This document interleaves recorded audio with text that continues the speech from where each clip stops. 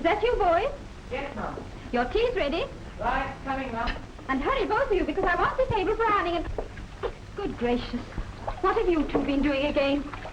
We had a bit of trouble, Mum. Our patrol had to demonstrate firefighting for the younger scouts. That's what you think. If we hadn't been there, they would have had to call out the fire brigade. Boys. All right, I'll get you a clean shirt. And wash properly, Tony. You look a disgrace. I don't know why you need more practice. Didn't your patrol put out 22 incendiaries during the last blitz? Yes, we did. But Alan's patrol of the Otters got a lot of new youngsters. We've got to be prepared, you know. Besides, we scouts have a lot to do. For instance, that business of fire practice this afternoon. Incendiaries were let off all over the place, and we had to show how we could get them under control. The Otters were lucky. Their instructor got them a real firebomb to practice on. The Panther Patrol was standing by for first aid. One of the Otter Patrol burnt his fingers picking up an incendiary before it had cooled off. We'd been waiting a long time to try out a new ointment we had, and the burnt otter came in handy. He only burnt a finger, but we took him away in style like a real casualty.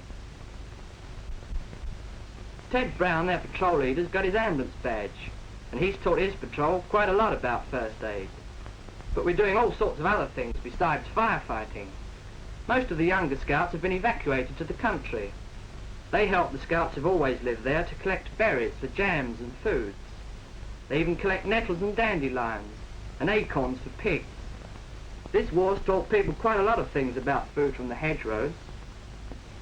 And collecting scrap for salvage. That's another thing they do. They call at people's houses and collect old iron, waste paper, tins, bottles and bones. It can all be used for making things again. The scouts pack it all into the patrol car. Then it's taken to the dump at headquarters. Paper and cardboard is repulped and old metal melted down to make shells, guns and tanks. They sort it all out in separate heaps ready for the salvage men. Other scouts in the country are helping farmers. I had a week at that, helping with the harvesting. There's a lot more land being cultivated now and fewer men left behind to do it. So the more we lend a hand at haymaking with a pitchfork or the harvesting machine, gathering in crops and ploughing the fields, the more food we shall grow.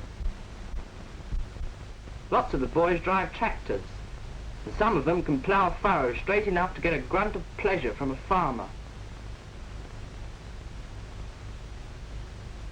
Nearby where I was haymaking there was an observer post, and scouts were doing some of the spotting for planes. They have to have the wits about them, and they have to know about different types and shapes of planes. The instrument they use shows on a map where the plane is. Directly they spot any plane, whether friendly or jerry, they phone a warning to the control post, giving height and direction. The local home guard asked some of the scouts I was staying with to pass on their scouting experience, map reading and tracking. Scout Thompson was pretty good at this sort of thing, and when they had a trial he helped them track down the mock enemy. He read signs of their tracks in scout fashion, and led them off on what he thought was the route the enemy had taken.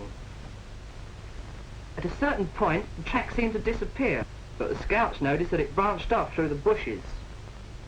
The home guard might have gone right past. Tracking and sign reading are part of the training of every scout. It just shows you how handy the training is. Eventually Thompson led them up to a field. There was the enemy in its Bren gun, parked ready for action. Sea Scouts are in the Thames River Emergency Service. They work from auxiliary patrol boats. They watch the code flags of every ship that passes. If they see anything suspicious, they may have to go out and investigate. In most cases, it's a mistake in the code flag. They pull alongside the vessel and ask to speak to the captain. They sort of act as go-between for the shore station, in case it's difficult to make the ship understand by signalling direct. The captain gives the scouts his particulars, which are signalled to the shore station. If the station signals back OK, the scouts tell the ship to proceed.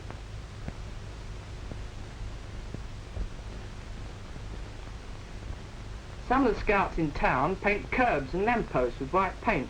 Since Frank Boyd's mother walked into a lamppost in the blackout and hurt her nose, Frank and his patrol spend quite a lot of time painting things white. Other town scouts are helping to put up the new ARP shelters in people's houses. The kind that act as a table by day and have a steel top to give protection during air raids. There are lots of nuts and bolts to be fixed, and it's not so easy unless you know how. People's gas masks, and especially children's, have to be regularly checked to make sure they're working properly. And we do this at headquarters and repair them if necessary. Although war work takes up most of our time now, we still carry out Morse practice and other ordinary scouting work, of course. We've a whole lot of new recruits, and after the war we thought our headquarters would be a bit small. So we started to build on a new room ourselves. A number of our chaps are quite handy at carpentry, bricklaying and putting on paint. Our idea was to have a big fireplace in it so that we could do our own cooking. John Transom was putting in some good work on this just before the night of the Blitz. We were all playing Kim's game. That is, looking at a lot of things on a tray, covering it up, and then seeing how many items we could remember. There goes Moaning Minnie again.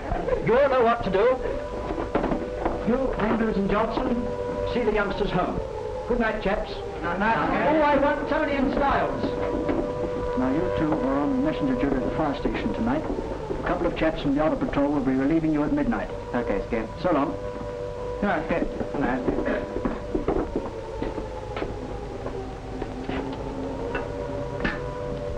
Come on, hurry up. We'll have the grub later.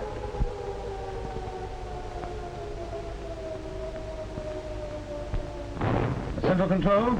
Central Control. Number 15, work. Hello. Hello. Messenger. Yes, sir. Line. There's a sentry fire out of hand at number 15, Burton Drive. You can catch number 3 appliance at the intersections of High Street and James Road. Give this to the driver. Right. Hello.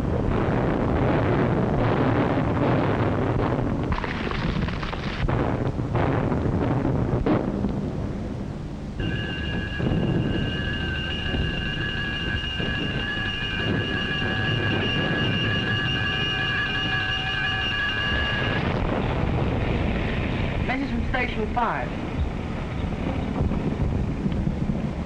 Thanks, son. Rotten drive. Quick.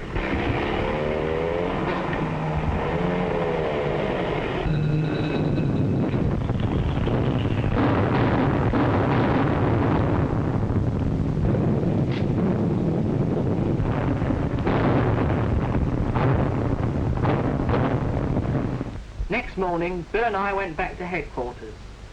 But there weren't any headquarters left. The old place had copped one.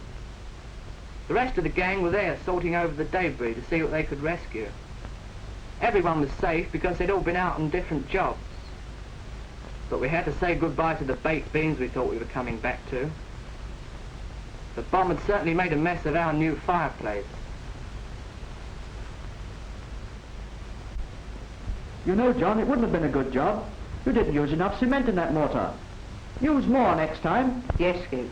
Next time. Why? We can build a new headquarters from the ground up, just as we've always wanted it. We will too. And we're going to build something bigger. And build to last. We Scouts can do it.